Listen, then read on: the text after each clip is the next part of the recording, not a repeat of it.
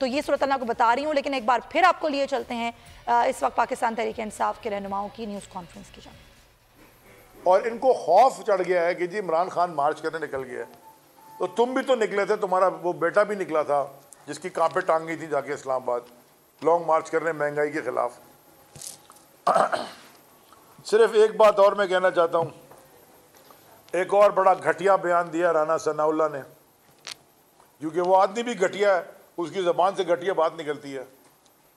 उसने कहा है कि कोई सोने का अरशद शरीफ की कत्ल में कोई उसने जो उनको मेरे नज़र में शहीद किया गया है, उधर भी उसने कोई बयान दिया इस तरह का, कोई फजूल किस्म का।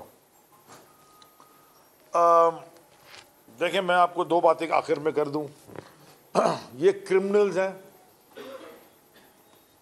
जब अरशद शरीफ की इन्वेस्टिगेशन होगी, और कल मैं गया था, और मैं ये भी आपको कहना चाहता हूँ कि मैंने अपनी ज़िंदगी में इतनी बहादुर माँ शायद नहीं देखी, जिसका दूसरा बेटा शहीद हुआ और वो कह रही थी बैठ के वहाँ पे कि कभी इसका खून रायगा नहीं जाने देना, और जब लॉन्ग मार्च होगा तो मैं साथ चलूँगी, मैं भी चलूँगी।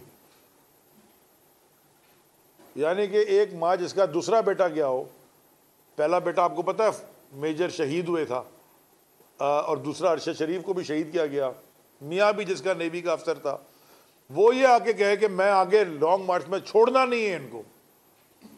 तो कातिल अरशद शरीफ के वो हैं जिन्होंने अरशद शरीफ को प्रेशर डाल के मुल्क छोड़ने पे मजबूर किया। कातिल वो हैं जिन्होंने पाकिस्तान के खिलाफ साजिश की और रजीम चेंज ऑपरेशन में हिस्सेदार रहे।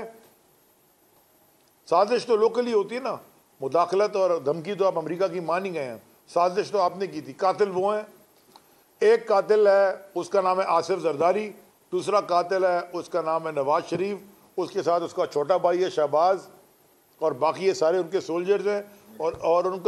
और उनका जो लिंक कॉन्डुइट था जिसने पाकिस्तान के खिलाफ गद्दारी पे गद्दारी की है, उसका नाम है हुसैन हक्कानी, जो कि अमेरिका के अंदर बैठ के इन दोनों के बीच में लिंक बना, और जो पूरी एक गेम रजीम चेंज की हुई उसमें इसका बड़ा किरदार था और है। लॉन्ग मार्च तो होगा, लॉन्ग मार्च इंशाल्लाह परसों यहाँ से निकलेगा खान साहब की क़यादत में लिबर्टी से, और दीगर डिस्ट्रिक्ट्स को से गुजरता हुआ इस्लामाबाद पहुँचेगा। पीसफुल होगा, अमन पसंद होगा। हमने सिंध ने भी सिंध हकूक मार्च किया था जब ये लॉन्ग मार्च कर रहा था।